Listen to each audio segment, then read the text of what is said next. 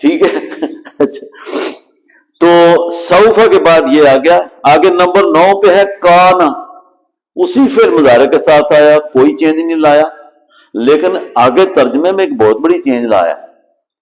جہاں پہ لم نے ماضی منفی میں ترجمہ کرایا، لما نے ماضی منفی میں ترجمہ کرایا، یہاں پہ تیسری بار ہو رہا ہے کہ کانا نے آ کے کوئی چینج نہیں کی فعل مضارع کے اوپر، وہاں چینج ہوئی ہے، لیکن یہاں پہ ترجمہ ماضی میں کرا دیا، اور یہ ماضی ہے استمراری. اس کا مطلب استمرار، بار بار، مسلسل، لگاتار. تو وہ مارتا تھا، وہ مارا کرتا تھا، دونوں ترجمے ہوں گے. ڈپینڈ آن کہ اس کے پیچھے آگے کیا جملے کے معاملات ہیں، اس حساب سے اردو میں ہم لے لیں گے. لیکن اصل میں ترجمہ ماضی استمراری میں ہی کیا جائے گا. عادت تھی مارنے کی، روٹین تھی مارنے کی، یہ 2 لفظ میں نے ایڈ کیے ہیں. جو مسلسل وہ عادتاً یا روٹیناً وہ یہ کام کرتا تھا، لیکن اس میں استمرار تھا، اس میں یک بارگی نہیں ہے، مسلسل ہے، تسلسل ہے اس میں. تو نمبر 10 پہ ہے، اس کو چھوٹا کر کے 10 تک محدود کیا کہ اور تقسیم بڑھاتے نہ چلے جائیں. تو ملتے جلتے ہی ہیں کہ لام آیا، اس کے ساتھ نون آیا. نون 2 طریقوں سے آیا ہے، نون مشدد اور نون جزم کے ساتھ. ٹھیک ہے، اس کو ہم بھاری نون کہہ دیتے ہیں، اس کو ہلکا نون کہہ لیتے ہیں جزم والے کو. تو اردو میں اس کا نام ثقیلہ، نون ثقیلہ جو شد کے ساتھ ہے، اور نون خفیفہ جو جزم کے ساتھ ہے. یہ ٹرمینالوجی یوز ہوئے گی آگے جا کے بھی جو ہم نے یہاں لکھی ہوئی ہے. یہ لام جو ہے یہ تاکید کے لیے ہے، یعنی کسی چیز کو تاکید کر لینا کہ یہ کام ہر صورت میں کرنا ہے. تو جب یہ نون شد کے ساتھ آئے گا، ثقیلہ ہوگا، اس کے ساتھ لام بھی ہے، تو اردو میں ہم نے ترجمہ وہ ضرور بر ضرور ایک اور اس کے اوپر تاکید لائے ہیں کہ ہر حال میں یہ کام کرنا ہے.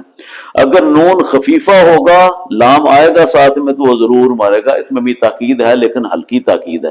یہ جناب ایک یضربو یا فعل مضارع کے ایک صیغے پہ اتنے ساری چیزیں روٹین میں آتی ہیں. باقی جو چیزیں آگے افعال میں جا کے بنتی ہیں، ابواب میں جا کے بنتی ہیں، وہ بھی ساری لکھی جائیں. مثلا آپ اسی یضربو کو مختلف ابواب میں لے جاتے ہیں، ماضی اپنا ثلاثی میں، رباعی میں، مزید فی میں، تو آپ اندازہ کر لیں کہ ایک عربی سیکھنے والا شخص، بچہ ہو یا بڑا، وہ ایک لفظ سے کتنے لفظ جنریٹ کر سکتا ہے، یہ آپ خود کاؤنٹ کریں. اور ہم نے یہ ٹارگٹ بھی حاصل کرنا ہے. یہ خود بخود ہو جائے گا. فرق صرف اتنا ہوگا کہ جو بچے کلاس میں پڑھتے ہیں وہ امتحان دینے کے لیے پڑھتے ہیں. آپ جو پڑھ رہے ہو اس ذوق اور محبت کے ساتھ پڑھ رہے ہو کہ میں نے اس زبان کو اس لیے سمجھنا ہے کہ میں نے اللہ کے کلام کو سمجھنا ہے.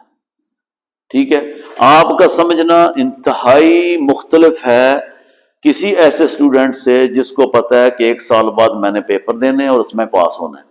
وہ یاد کیا ہوا پیپر دینے کے نیکسٹ منٹ بچوں کو بھول جاتا ہے، کیونکہ اس میں کانسیپٹ کلیئر نہیں ہوتا، اس میں یاد رٹا ہوتا ہے اور وہ اس کے بعد ختم ہو جاتی ہے بات. اس لیے ہمارے فاضل جو مدارس سے نکلتے ہیں وہ 1000 ریزن دیتے ہیں کہ عربی نہ بولنے کی، یہ وجہ، فلانی وجہ، ٹینگی وجہ. یہ وجہ نہیں ہے، میری اپنی سمجھ یہ کہتی ہے وہ کانسیپٹ ہی ان کا کلیئر نہیں ہوتا. انہوں نے پاسنگ مارکس کے لیے پڑھا ہوتا ہے، وہ ساتھ ہی آؤٹ ہو جاتا ہے. 4-5 سال مدرسے کے اندر ہی وہ اصول فقہ اور احادیث کے دورے وہ کرتے کراتے اس سب کچھ کو بھول چکے ہوتے ہیں. اب وہ باہر نکلتے ہیں تو ہم تو کو کرتے ہیں کہ اب تو یہ فاضل عربی ہو چکے ہیں، اب انہیں ہمیں مطلب عربی میں گفتگو کرنی چاہیے، تحریریں پڑھنی چاہیے، اس کا ہمیں بتانا چاہیے، تو وہ بیچارے نہیں بتا سکتے. اس کا حل مدارس کے اساتذہ کو اور مدارس کو کرنا چاہیے، ہو سکتا ہے. لیکن ہم اپنے اگلے سبق کی طرف چلتے ہیں کہ ہمارا جو مسئلہ آیا تھا نا، وہ آیا تھا کہ شبہ جملہ یا فعل جار مجرور، ظرف لغو، ظرف مستقر. اچھا، اس کو کہاں سے شروع کریں؟ تو چھوٹی سی ڈیفینیشن میں نے یہ دو لکھی ہیں، یہیں سے شروع کرتے ہیں۔ جار مجرور کا ہمیں پتہ ہے جتنا ہمیں چاہیے۔ ظرف لغو جملے میں اس جار مجرور کو کہتے ہیں، یہ بڑی پکی بات یاد رکھنا، ظرف لغو جار مجرور کو، جو جار مجرور جس کو میں ظرف لغو ابھی بنانے لگا ہوں، اس کو کہتے ہیں جو فعل یا شبہ فعل جار مجرور سے پہلے موجود ہو۔ ایسا جملہ جس میں جار مجرور سے پہلے فعل یا شبہ فعل موجود ہو، تو ایسے جار مجرور کو ظرف لغو کہتے ہیں۔ کلیئر ہوا کہ نہیں ہوگا؟ جار مجرور جس سے پہلے فعل یا شبہ فعل ہو، ظاہری طور پہ ہو، تو ایسے جار مجرور کو کیا کہتے ہیں؟ یہ فالتو ہی ہے، یہ فضول ہے۔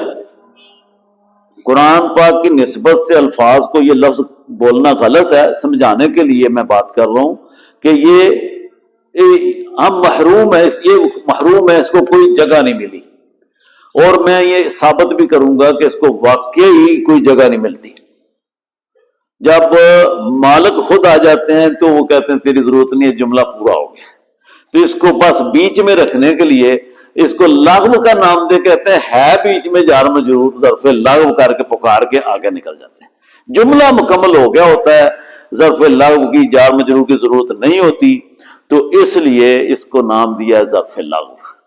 ہم انشاءاللہ یہ ٹائم ہے تو ہم اس پہ آ کے یہ آیت کریمہ میں نے لکھی ہے، اس کو زبانی ہم کریں گے، اس کی ساری ترکیب اس طریقے سے، اور زبانی ہی اس کو آپ کر لیں گے کہ یہ وہ فعل آیا ہوا ہے نزلنا، ٹھیک ہے۔ اب ان دونوں باتوں کو پہلے میں اس کو بھی کر لوں کہ ظرف مستقر، ٹھیک ہے، دوسرا نام کہ ہم نے پڑھا تھا جار مجرور کا ظرف مستقر۔ مستقر سے مراد یہ ہے کہ فعل یا شبہ فعل، کون سا والا؟ یہ جار مجرور سے پہلے نہ تو فعل ہو نہ ہی شبہ فعل ہو، کوئی اسم ہو، ٹھیک ہے، کیا یہ فعل بھی نہیں رہا شبہ فعل بھی نہیں رہا، تو پھر کچھ اور تو ہے نا۔ اکیلا جار مجرور تو کسی ہی کام کا نہیں ہے، کوئی فائدہ نہیں ہے، ناقص جملہ ہے، غیر مفیدہ ہے، اس پہ بات کرنے کا کوئی جواز نہیں رہ جاتا۔ لہذا جب جملہ میں، ایک پورے جملے میں جار مجرور اس طرح آ جائے جس سے پہلے نہ تو فعل ہو نہ شبہ فعل ہو، ایسے جار مجرور کو ہم کیا کہتے ہیں؟ ظرف مستقر۔ تو پہلے تو یہ میں طے کر لوں کہ آپ کو ظرف لغو جار مجرور کا پتہ چلا، ظرف مستقر جار مجرور کا پتہ چلا۔ میں رپیٹ کروں، یہ آگے سمجھ اے جو روز بولتے ہیں نا، آج کے بعد یہ پکا کر لیں کہ یہ داؤ لگاتے ہیں یہ، ٹھیک ہے نا۔ ہم بے شک پورے لیکچر میں ایک بات یاد کریں گے تب بھی سپیڈ بڑھے گی، تو جناب یہ یاد رکھنا، اگلے لیکچر میں مستقر اور مستقر کے اوپر بھی بات ہوگی، دونوں صورتوں کے اوپر، لیکن آج ہمارا وہ چیپٹر نہیں ہے۔ ہم نے مستقر کی بات کی ہے تو یہ کلیئر ہو گیا جی۔ اگر جار مجرور سے پہلے، میں اس سے پہلے شروع کرتا ہوں، جار مجرور مرکب جاری غیر مفیدہ جملہ ہے، مرکب ناقص ہے، اکیلا کوئی حیثیت زبان میں نہیں رکھتا، کلام میں نہیں رکھتا، لیکن اگر جملے میں جار مجرور اس طرح آئے کہ اس سے پہلے جملے میں فعل ہو یا شبہ فعل ہو، ٹھیک ہے، تو ایسا جار مجرور اس کو کیا کہتے ہیں؟ ظرف لغو۔ آگے ہم بات کریں گے کیوں کہتے ہیں۔